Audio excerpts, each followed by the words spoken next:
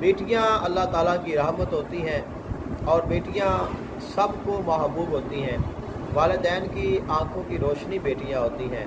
اور ان کے گھر کی جو رونق ہے وہ بیٹیاں ہوتی ہیں۔ اور بیٹی اللہ تعالیٰ نے ایک ایسی نعمت، ایک اللہ تعالیٰ کی رحمت ہے کہ جس کے بغیر جو گھر ہے وہ سونا سونا لگتا ہے۔ تو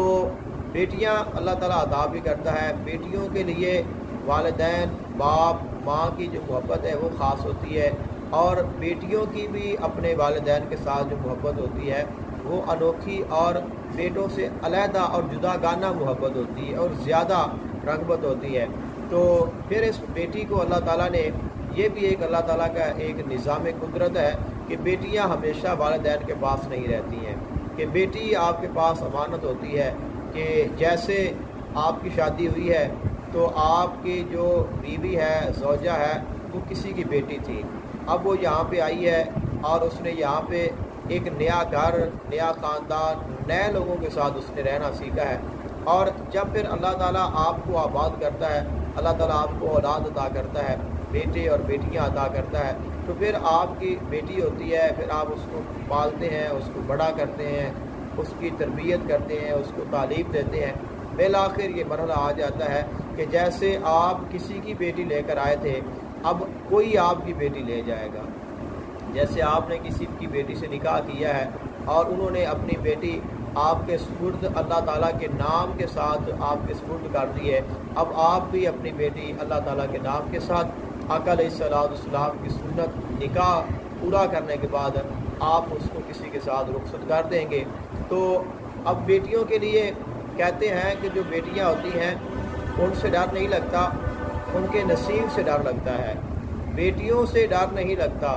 بیٹیوں کے نصیب سے ڈر لگتا ہے۔ اور یہ بھی کہتے ہیں کہ جو بیٹیاں ہیں وہ رات کو اٹھ کر دو دو بار کھانا نہیں کھاتی، یعنی کسی کے پاس ایک بیٹی ہو جائے، دوسری ہو جائے، تین ہو جائے، وہ پریشان ہو جاتا ہے،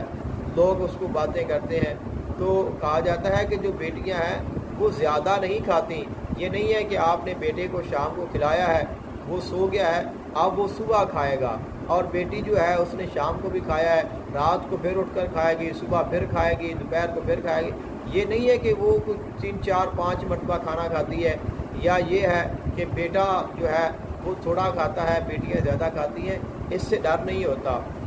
اس سے پریشانی نہیں ہوتی۔ بیٹیاں اگر آپ دیکھیں گے تو بیٹوں سے کم کھاتی ہیں، بیٹیاں بیٹوں سے زیادہ فرما بردار ہوتی ہیں۔ بیٹیاں تو اللہ تعالیٰ کی رحمت ہوتی ہیں، لیکن جب آپ ان کا نکاح کرتے ہیں اور ان کو آپ رخصت کرتے ہیں تو پھر آپ کے دل میں، اور جب بیٹی آپ کے گھر پیدا ہوتی ہے تو پہلے دن سے ہی جو باپ ہے اس کو یہ احساس ہو جاتا ہے کہ اب یہ میری بیٹی ہے اور میں نے اس کی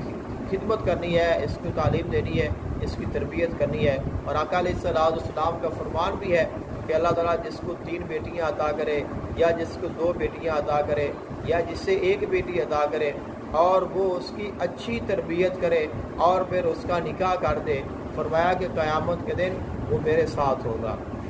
اتنا بڑا اعزاز ہے جو بیٹی کی تعلیم اور تربیت اور اس کا حق ادا کرنے میں آقا علیہ السلام اور اسلام نے ہمیں عطا کیا ہے۔ تو جب بیٹی ہم رخصت کرتے ہیں تو اس وقت پھر چونکہ ساری زندگی جو پہلی ہے وہ اس تیاری میں گزر جاتی ہے، جو والدین ہیں ذہنی طور پر وہ تیاری کرتے رہتے ہیں، ذہن بناتے رہتے ہیں، اور پھر بالآخر وہ لمحہ آ جاتا ہے کہ جب بیٹی آپ کا گھر چھوڑ کر کسی اور کے ساتھ اللہ تعالیٰ کے نام کے ساتھ ایک نئی زندگی کی شروعات کرنے کے لیے جا رہی ہوتی ہے اور وہ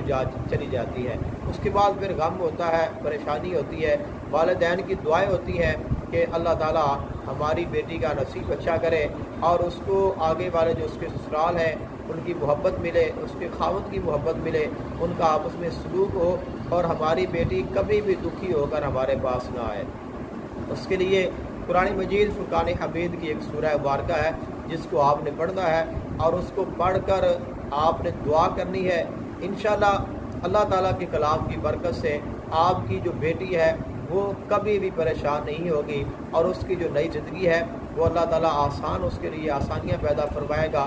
اور آپ کے جو دل کے جذبات ہیں اور آپ کے جو دل کے خطرات ہیں، جو وسوسے ہیں، اللہ تعالیٰ ان کو دور کرے گا، اور آپ کی امیدوں کو اللہ تعالیٰ پورا فرمائے گا۔ تو آپ کے گھر میں سے جب آپ کی بیٹی آپ رخصت کر دیتے ہیں، اس کے جانے کے بعد کوئی بھی گھر کا جو فرد ہے، اگر سب کو آتی ہے تو سب پڑھ لیں، اگر کسی ایک کو آتی ہے تو وہ پڑھ لے۔ کوئی ایک دفعہ سورہ یوسف کو مکمل خوبصورت تلاوت کرے اور پڑھنے کے بعد پھر دعا کر دے، انشاءاللہ اس کی برکت سے اللہ تعالیٰ آپ کی بیٹی کے گھر کو آباد کرے گا۔ اللہ تعالیٰ سب کی بیٹیوں کے گھروں کو آباد کرے، آمین۔